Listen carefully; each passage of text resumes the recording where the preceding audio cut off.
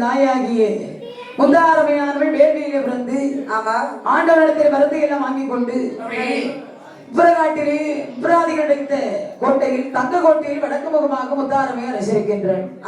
இப்படி அம்மை இங்கே வீற்றிருக்கேன். கைலாச மலையிலே சென்றாரே நந்தி தேவர் ஆண்டவரை அடிபணித்து சொல்லுகின்றார். அரகர சிவலிங்கம் உபதேசம் தாரும் அகிலாண்ட ஈஸ்வரரே வரமதுவதாரும் சிவலிங்கம் கேட்கின்ற நந்தி முகநோக்கி உச்ச சிவனாரே துரை சொல்வார் உச்ச சிவனாரே துரை சொல்வார்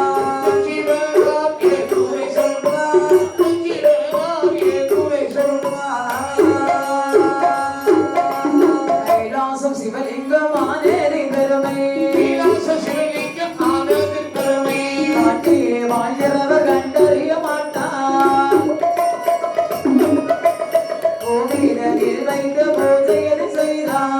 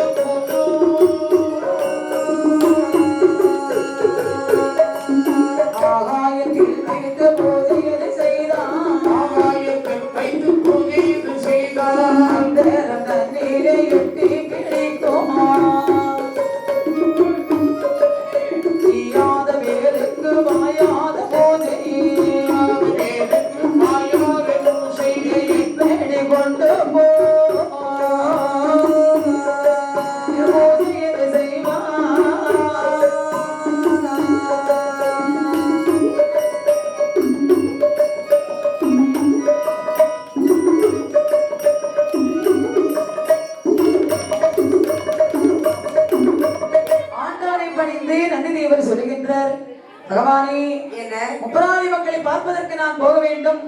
உங்கள் கையாலே எனக்கு வரும் சிவலிங்கம் வந்து அந்தனுப்ப வேண்டும். எப்பா என்ன முப்பராதிகளை பார்க்க போவது நல்லதுதான், இருந்தாலும் சிவலிங்கத்தை கேட்கிறாயி. சரி, காற்றிலே இருக்கக்கூடிய அரக்கர்கள் அந்த முப்பராதிகள் சிவலிங்கத்தினுடைய பெருமை எப்படி அறிந்து கொள்வார்கள்? சுவாமி, தெரியாதவர்களுக்கு சொல்லிக் கொடுத்தால் புரிய போகிறது. அப்படியானால் நான் சொல்லித் தருகிறேன். அப்பா, இந்த சிவலிங்கத்தை பூமியில வைத்து பூஜித்தார். அப்படி பாதாளத்தில் வேறு ஒன்றுவிடும், ஆகாசத்தில் வைத்து பூஜித்தார். அந்தரமாக்கமாக மறந்து போய்விடும். வெண்ணியில வைத்து பூஜித்தார். அதாவது கடல் ஏழு போக்கிவிடும். அக்கினியில வைத்து பூஜித்தார். தீவிரித்துவிடும். சிவலிங்கத்தை எதிர வைத்து பூஜித்தார். ஆணைக்கு இடத்துல வைத்து பூஜை செய்ய வேண்டும் என்று அதனுடைய புத்திமதி எல்லாம் சொல்லி ஒரு 103 சிவலிங்கத்தை எடுத்து நந்தியுடைய கையிலே கொடுத்தார். ஆமா, சிவலிங்கத்தை நந்தி தேவர் சனைக்குள்ளே மறைவாக வைத்துக் கொண்டு உப்பரக்காரத்தை நாடி வருகின்றார். வந்தார்கள் முப்பராதி மக்களே. தம்பி, என்னடா நம்மை வளர்த்து ஆளாக்கின நந்தி தேவர் குருதேவர் வருகின்றார். நந்தி தேவர் எதிர் சென்று வரவழைக்க வேண்டாமா? முப்பராதி மக்கள் ஓடோடி சென்றார்கள். என் குருவே நந்தி தேவன் புண்டியோ குருவே நந்தி தேவா இறைவளத்த புண்டியோ முன்கானே எங்களே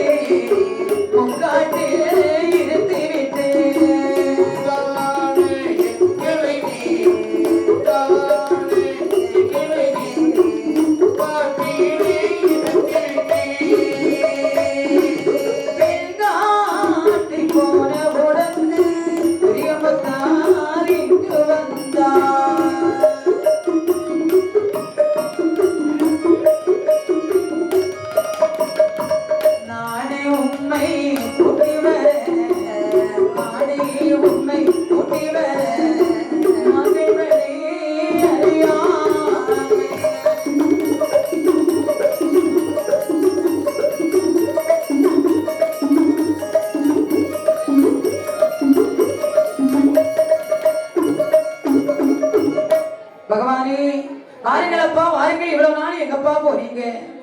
கைலாசமலையில் இருந்து விட்டேனப்பா. ஆமா, எங்களுக்காக நீங்கள் என்ன கொண்டு வந்தீங்க? ஆண்டவனிடத்தை நோக்கி முன்னி சிவலிங்கத்தை மரத்தை வாங்கி கொண்டு வந்திருக்கின்றேன். அப்பா, இவ்வளவு நாள் கழிச்சு வந்திருக்கீங்க. சிவலிங்கம் சிவலிங்கம்னு சொல்றீங்களே, சிவலிங்கம்னு எங்க மாமா பேரு சிவலிங்கம். அந்த ஒத்தகனையா கொண்டு வந்தீங்க? அந்த சுவாமியை ஒத்தகனை பார்த்து யாரு கேட்டா? நீங்க தானே இப்ப சொன்னீங்க. சிவலிங்கம் சொல்லியாச்சுன்னா கைலாசமலையில் ஆண்டு கொண்டிருக்கின்றாரே இறைவன் பகவான். சரி, அந்த சிவபெருமான் தானப்பா. அப்படியா?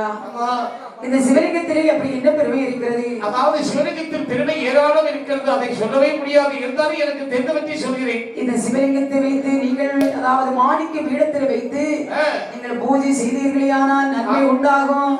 இந்த சிவலிங்கத்தை வைத்து நீங்கள் பூஜிக்கும் போது நீங்கள் எப்படி இருக்க வேண்டும் தெரியுமா? வெள்ளை எறும்பாலே போல் சொல்ல வார்த்தை கேளாதே,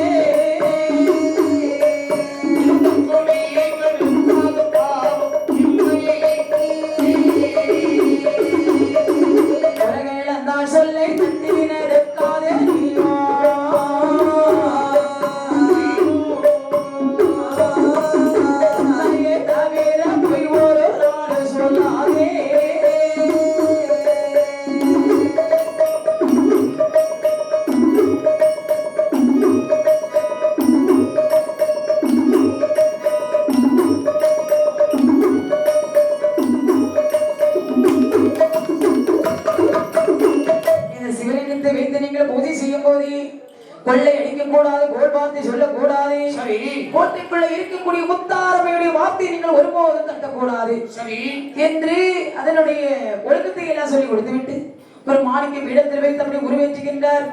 உருவேற்றும் போது 3 சிவலிங்கம் ஒரு தேரை துடிக்கிறது. துடித்த சிவலிங்கத்தை உபராரிகள் ஆணுக்கு ஒன்றாக சாப்பிட்டார்கள். பார்த்த நந்தி தேவர் சொல்கின்ற, 3 சிவலிங்கத்தை காணவில்லை. 3 சிவலிங்கத்தை நாங்க ஆளுக்கு ஒன்றா சாப்பிட்டுட்டோம். சாகாத சிவலிங்கம் சாகும் போது நீங்கள் பதைத்து இருப்பீர்களே மக்கா என்று சொன்னார். சாப்பிட்ட சிவலிங்கத்தை வாங்க முடியாது. 100 சிவலிங்கம் இருக்கிறது, இதை கோட்டைக்குள்ளே வைத்து பூஜித்து வாருங்கள் என்று ஒரு ஆலமரத்தையும் ஒரு ஊரணியும் உண்டு பண்ணி கொடுத்து விட்டு நந்தி தேவர் கைலாசம் செல்கின்றார். முத்தாரவனுடைய அருளாலும் சிவலிங்கத்தினுடைய பெருமையாலும் உபரகோட்டை உபராதி மக்கள் சீர் சிறப்போடு ஆண்டு வருகின்றார்கள். இப்படி இருக்கும்போது அவர்களுக்கு ஆணவம் தனிதோங்கியது என்று சொல்றாங்க. இப்படி இருக்கக்கூடிய சமயத்திலே அங்க 7 கடலுக்கு அப்பால் இரும்பால் கோட்டைப்பட்டு ஆண்டு வருகின்றான் தாரதமார்கள். தாதனுடைய தலையறத்தால் வடபத்திரகாளி அவன் உடம்பிலே உள்ள ரத்தம் கீழ் விழுந்தால் 1000 அசுரன் முளைத்து விடுவானே என்று ரத்தத்தை அம்மையார்கள் வண்டியிலே ஏற்ற வண்டியில ரத்தம் கலவருவாகி வண்டி மலையில் வண்டி மலைச்சி அமைய பிறந்தார்கள். வண்டி மலையை அழைத்துக் கொண்டு முப்பரக்கொட்டை வழியாக வரும்போது முப்பராதிகள் வண்டி மலையை சேர்த்துக் கொண்டார்கள். அது நேரத்தை பார்த்தாள் முத்தாரமை. அம்மா சின்ன முத்தாள், பத்திரகாளியம்மை குளிப்பாட்ட வேண்டும், சுனையிலே சென்று தண்ணீர் கோரி வர வேண்டும். செப்பு குளத்தை கையிலெடுத்து சின்ன முத்தார் அம்மையானவள் அவனை தண்ணீர் கோரக்கூடிய நேரத்தில் தாமரையிலே முத்து போன்ற தண்ணீர் உருள கண்டாள். முத்தான தண்ணீரை 3 முறை அப்படி மோகத்தோடு எடுத்து பருகே ரிஷிகர்ப்பமாகி சின்னமுத்தார் அம்மையானவள் 3 பிள்ளைகளை பெற்றெடுக்கின்றாள். முத்து தம்பி முத்துக்குமார் முத்துக்குமார்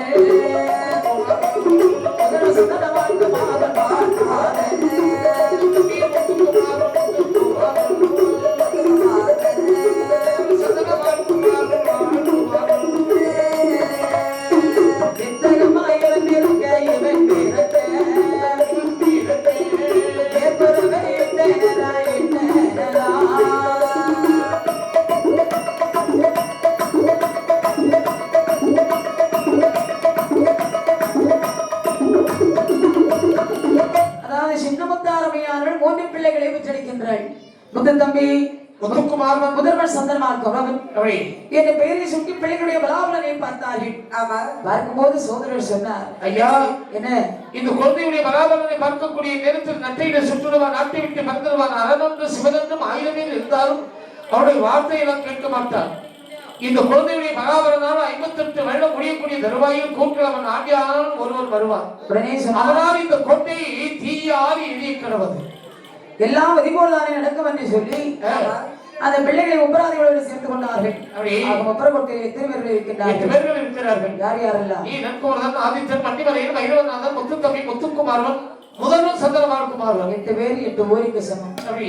சொல்லுகிறான், என் தம்பி நாம 7 வயதாக இருக்கும் போது நந்திதேவர்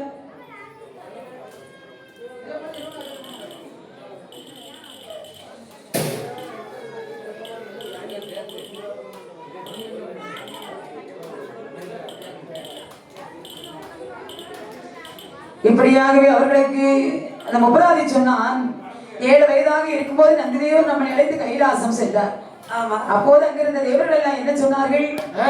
ஐயா, இந்த சண்டாள பிள்ளைகளை தனிதிரியை கொள்ளாமல் கொண்டு வழி கைகளை கொட்டிக் கொண்டு வருகிறார்கள். இவர்கள் சத்தியம் அறிவிருக்கிறதா இந்த வாசலை அழைத்து விட்டார்களே.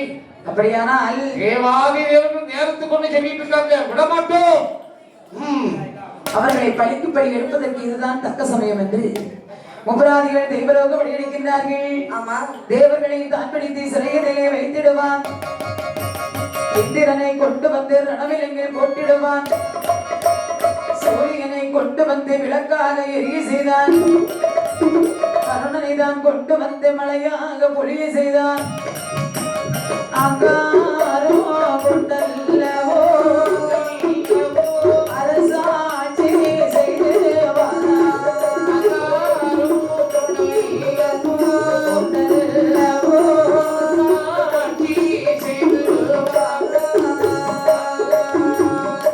அந்த முப்பராதிகள் தெய்வலோகம் அடைத்தார்கள்.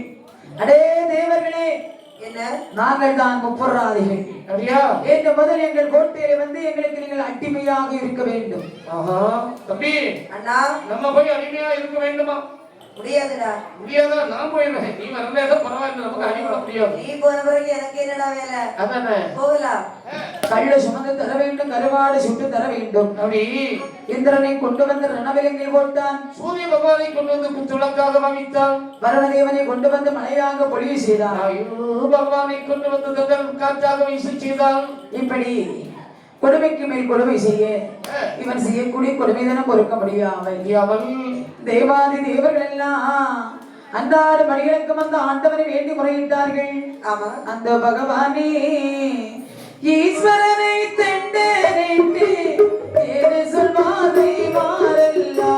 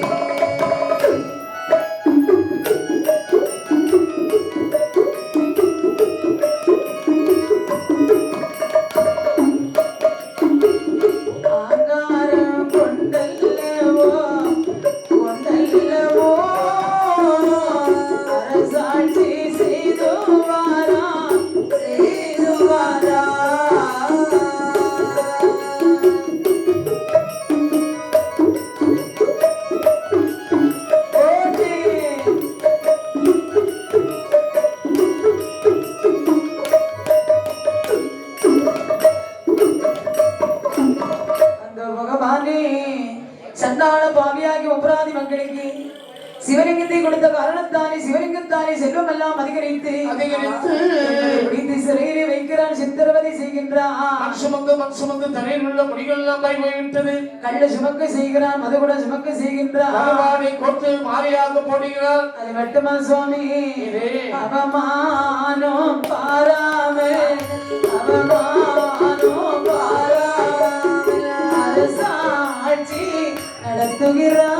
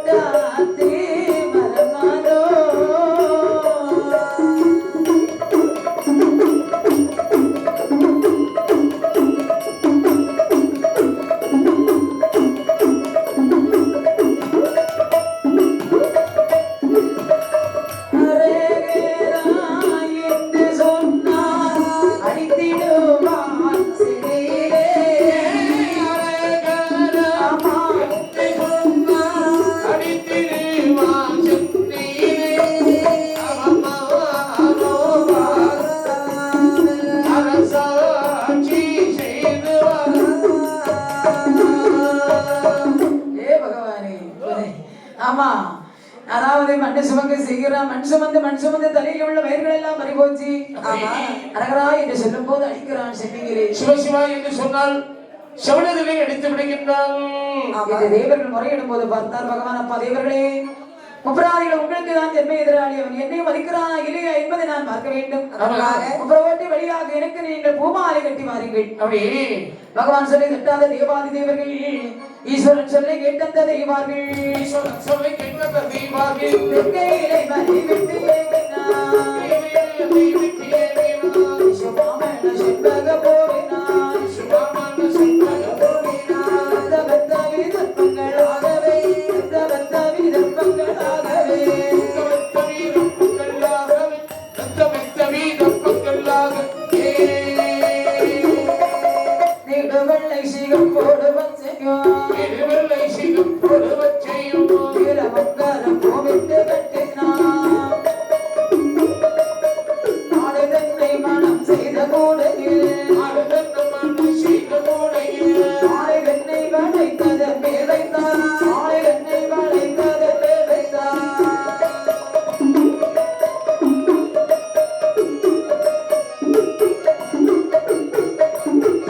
பூமாலை கட்ட வேண்டும் என்று சொல்லி தேவர்கள் பூங்காவலை வந்தார்கள். பூக்களை பறித்தார்கள். ரோஜா, பிச்சி, மல்லிகை, இருவாட்சி, செண்பகம், ஆடாமல்லி இப்படிப்பட்ட வாசல் மிகுந்த மலர்களை பறித்தார்கள். மாலையாக துடைத்தார்கள். தென்னங்கூடை முடிந்தார்கள். கூடைக்குள்ளே அந்த மாலையை வைத்து அஸ்தர், முருகு, சபாதி இப்படிப்பட்ட வாசல் மிகுந்த தெய்வத்தை எல்லாம் தரித்தார்கள். சோதி தெய்வ சுடர்மணி மாலை என்ற மாலைக்கு பெயரை வைத்து தலையில வைத்து ஆடலும் பாடலோடு வருகின்றார்கள். ஒட்டை வழியாக வரக்கூடிய சமயத்திலே பார்த்தார்கள் முப்பராதிகள், டேய் தம்பி, எவனோ ஒருவன் நம்முடைய கோட்டை வழியாக சங்கரா சங்கரா என்று பாட்டுப்படி வருகின்றார். தேவாதி தேவர்கள் என்னை கொண்டு போகின்றார்கள், எங்கே போகின்றார்கள் என்பது நாம் வழிமறைத்து கேட்க வேண்டும். அப்படி என்று ஓடி சென்றான். வண்டி மலை என்ப வழியை மறித்தானே, வண்டி மலையை போய் வழியை மறித்தானே. ஏ தேவர்களே, எங்கப்பா போறீங்க? கைலாசமலைக்கு செல்கிறோம். கைலாசமலைக்கு எதுக்கு போகின்றீர்கள்? என்ன, பகவானுக்கு பூமாலை கட்டி கொண்டு போகின்றோம். பூமாலை கட்டி போகின்றீர்களா? ஆமா. சிவன் சிவன் என்று இருக்கிறா இப்படி அழைகின்றீர்கள். அவன் பேயாண்டி வித்தன் இறப்பான் இப்படிப்பட்ட மாலையா சூடுவாரு. புல்லருகு எருக்கலை தும்பை துளசி இப்படிப்பட்ட மாலை சூடுவார் அந்த பேயாண்டி வித்தன். எங்க முத்தாரம்மைக்கு இன்னும் ஒரு 10 நிமிஷத்துல பூசை நடக்கும். பூசை நடக்கும் போது இந்த மாலையை போட்டு அழகு பார்க்க வேண்டும். இறக்கடா மாலை என்று தம்பி, என்ன அதாவது இறக்குவானா? இறக்க மாட்டான். இருக்கிற மாதிரி இருக்கா? எவ்வளவுதான் சொன்னாலும் கேட்க மாட்டான். அடியாத மாடு படியாத ஆடி கறக்கிற மாட்டை ஆடித்தான் கறக்க வேண்டும், பாடி கறக்கிற மாட்டை பாடித்தான் கறக்க வேண்டும். மயிலே இறகை போடு போடுன்னா போடாது, அது ஒரு காலம் போடாது.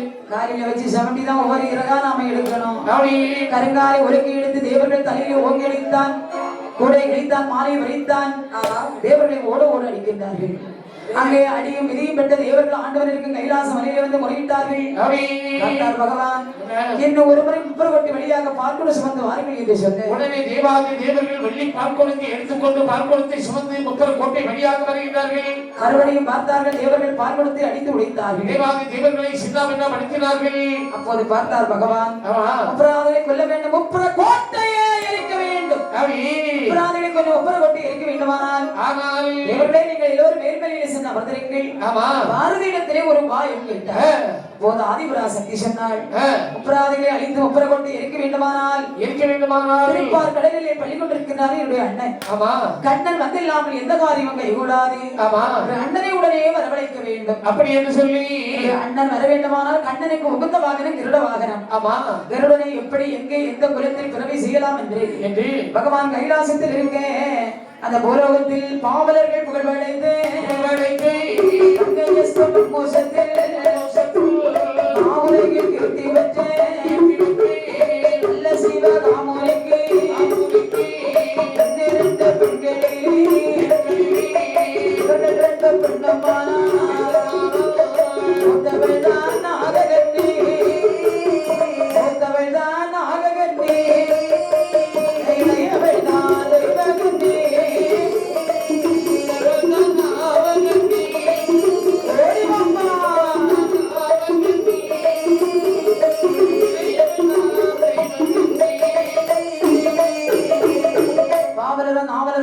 நாவலன் தீபாகிய திருச்செம்பு தீபே சிவகாம முனிவருக்கு 13 மனைவிமார்கள். அதில் 2 பெண்கள் ஒற்றுமையாக வாழ்ந்து வந்திருக்கின்றார்கள். மூத்தவள் நாககன்னி, இளையவள் தெய்வகன்னி. அக்கால் தங்கையாக வாழ்ந்து வந்தாலும் ஒரு நாள் இளையவளாகி தெய்வகன்னி சொன்னாள், அக்கா நேரமே போகல, சுரேலிசனி நீராடி வந்தாள் என்று நம்முடைய தோழிகள் எல்லாம் அழைத்துக் கொண்டு உடனே செல்ல வேண்டும். என் நாகனையும் தெய்வகனையும் 21 தோழிமார்களை அழைத்துக் கொண்டு அக்காலும் தங்கையுமா, அக்காலும் தங்கையுமா,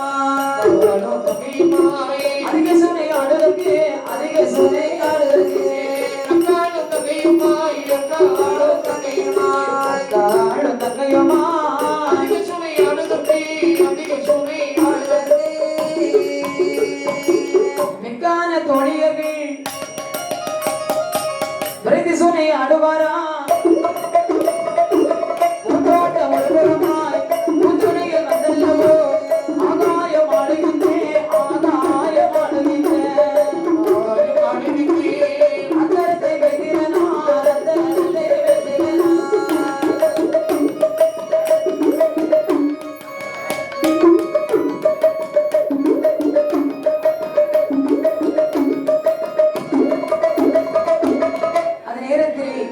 அக்காலும் தங்கையுமாக சமையலே வந்தார்கள். நீராடி கொண்டிருக்கக்கூடிய சமயத்திலே இளையவளாக தெய்வகன்னி ஆகாசத்தை எட்டி பார்க்கிறார். ஏறிட்டு பார்க்கக்கூடிய வேளையில் அங்க ஏதாவது மேகம் கரிக்கிறது, மழை வருமோ என்று பார்க்கக்கூடிய சமயம் ஆகாயம் ஆளுகின்ற தெய்வேந்திரனுடைய யானையானது போகிறது.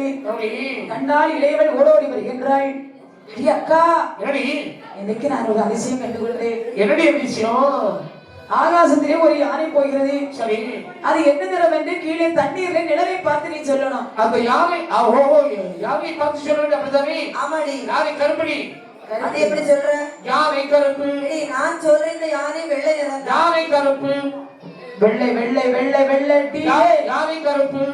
வெள்ளட்டி. யானை கருப்பு. வெள்ளட்டி. யானை கருப்பு. யானை கருப்படியா செஞ்ச கை நீட்ற? இல்லடி, யாரை பார்த்து சொல்லு. ஒன்ன பாத்துலடி, அங்க பாரு யானை கருப்புன்னு. அக்கா, ஒருவேளை இந்த யானையானது வெள்ளையாக வருமையானால், வெள்ளையாக வருமையானால், வெள்ளையாக வருமையானால் வேலை செய்வாய் நீ எனக்கு, வேலை செய்வாய் நீ எனக்கு,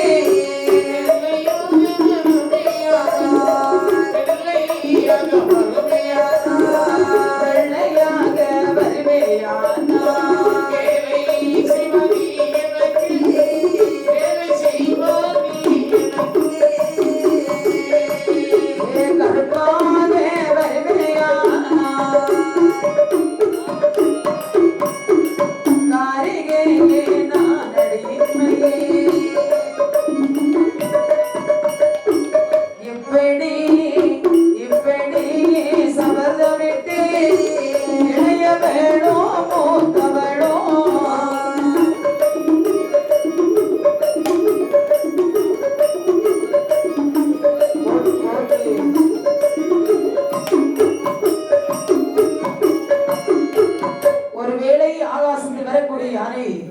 நீ சொன்னது மாதிரி கருப்பு நிறமாக வந்தால் உனக்கு நான் 12 வருடம் அடிமைப்பட்டு வேலை செய்யலாம். அது வெள்ளையாக வந்தால் உனக்கு நான் அடிமைப்பட்டு வேலை செய்கிறேன். இருந்தாலும் தோழிமார்கள் இடத்துல ஒரு வார்த்தை கேட்டு பார்க்க கூடாதா? ஆமா, ஒரு வார்த்தை கேட்கணும்ல. கேளு. முதல்ல கேளு. அடியே அஜி. என்ன? அதாவது ஆகாசத்துல ஒரு யானை போகிறது. சரி, என்ன நிறம்னு நீ கரெக்டா சொன்னா ஒரு கப்பு டீ உனக்கு நான் தருவேன். அப்படியா? ஆகாசத்திலே போகிறது யானை. ஆமா. என்ன நிறம்க்கா? வெள்ளை நிறம் தாண்டி. நான் இப்ப கேட்கிறேன், யானை தோழிகள் அந்த பக்கம் இருக்கு. யானை எப்படி வரும்? கருப்பு தானே? அத்தியா கருப்பு நிறம் தான். ஆனால் இந்த யானை வெள்ளை நிறம் இல்லை. இந்த யானை பிளாக் கருப்பு. இல்லை. என்ன நிறம் கரெக்டா சொல்லுடி. கருப்புடி கருப்புடி கருப்புடி கருப்புடி யானை கல்லர். நான் பாருங்க யானை அங்க போகுது. கடிச்சு சாப்பிட்டா கருப்படி நல்லா இருக்குடி. அடி கருப்புடி அடி கருப்புடி. என்னைக்கு நேரம் விட்டு விட்டது. நாளை அதிகாரிகள் வந்து யானை என்ன நிறம் என்று பார்க்கலாம். ஆமா, இந்த அரண்மனையில வந்தார்கள். அரண்மனையில வந்தால் மூத்தவள் நாகரிக்கு தூக்கவில்லை. ஆமா, அடுத்தபடி தெரிஞ்சவளுக்கு எப்படி நீ தூக்க வரும்? இவ்வளவுதான் இருந்தால் 21 தோழிமார்கள் முன்பிலே வைத்து நம்மளை வாடி போடி என்று சொன்னாலே ஆமா, அவளை நமக்கு அடிமையாக வைக்க வேண்டும் என்று சொல்லி இந்த நாககனி அவள் கொஞ்சம் வெயிட்டான ஆளு. எப்படி வெயிட்டு? அவளுக்கு 103 பிள்ளைகள். அதில் கார்கோடன் என்று சொல்லக்கூடிய கருநாகத்தை அழைப்பதற்கு மகளுடைய வாயிலை வைத்து பாம்பை எப்படியே அழைக்கின்றார்.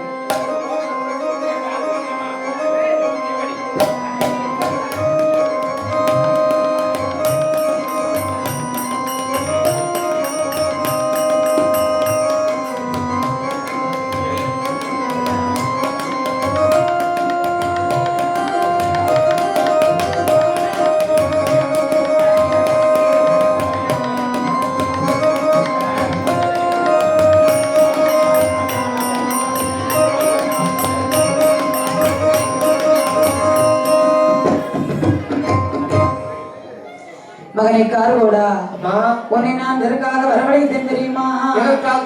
எனக்கு இளைய தெய்வகன்னி தெய்வகன்னி சபதமந்து கொண்டாள் வென்று கொண்டாள் வென்று கொண்டாள்.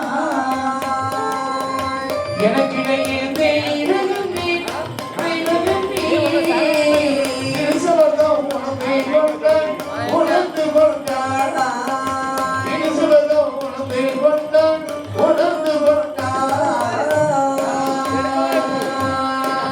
தனக்குதான் வேலை செய்ய சம்மதமோ இருக்கவில்லை.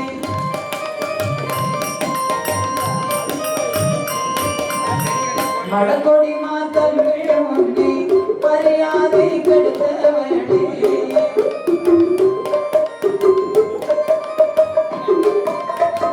கொடுக்கரிலே கண்ணை போட்டு கண்ணை போட்டு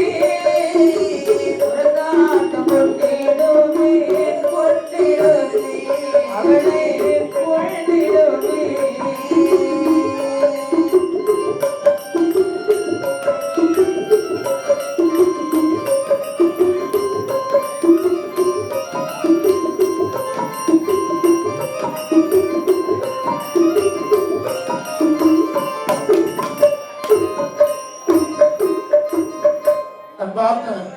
பக்த கோடிகளுக்கு ஒரு முக்கிய அறிவிப்பு. பூக்குழியில் இறங்கக்கூடிய பக்தர்கள் யாராக இருந்தாலும் இறங்கட்டும். அவர்களை பிடிப்பதற்கோ அவருடைய கையை பிடித்தோ அவருடைய உடம்பில் தொட்டோ யாரும் இடைஞ்சல் செய்ய வேண்டாம் என்று அன்போடு கேட்டுக் கொள்ளப்படுகிறார்கள்.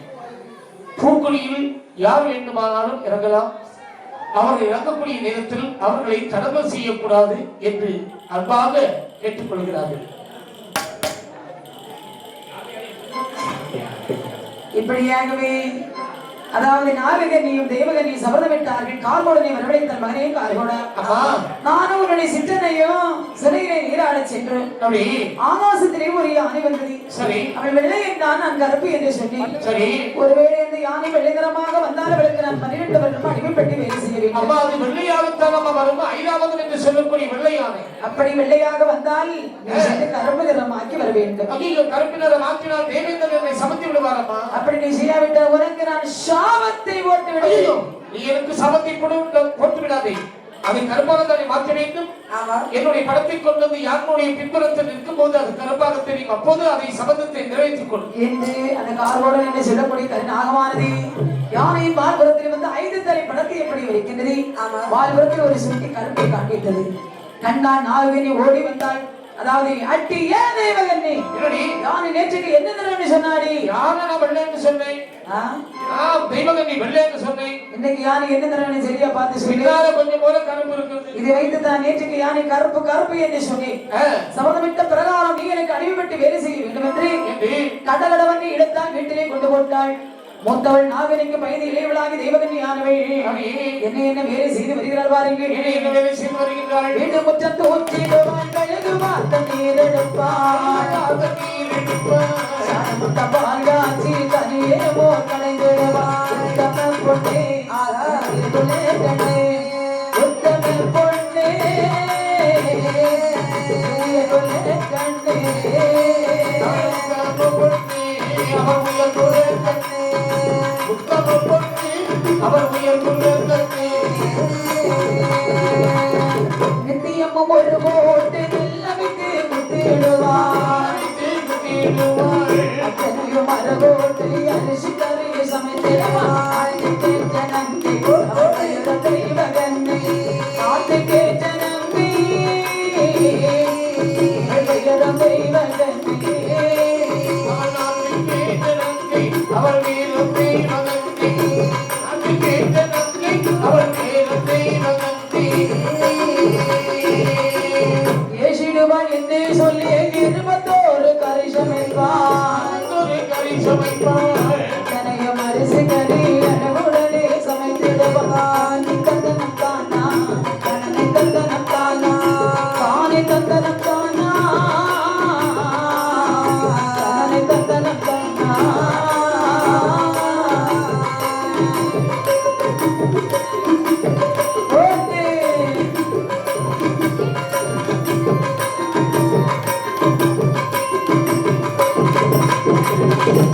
அடி தெய்வகண்ணே காலையில நீ 4 மணிக்கு எழுப்பணும்.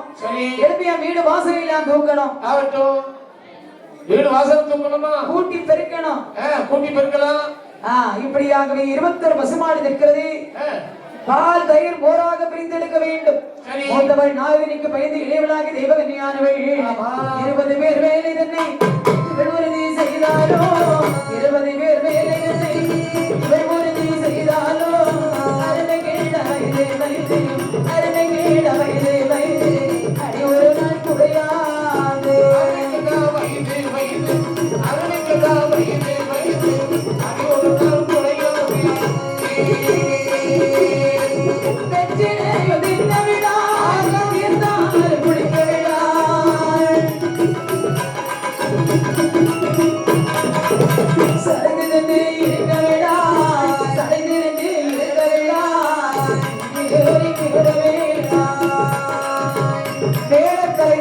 உடனடியாக ஆலயத்தில் வரவும். எல்லா மேடை கலைஞர்களும் உடனடியாக ஆலயத்தில் வரவும். எப்படியாக 21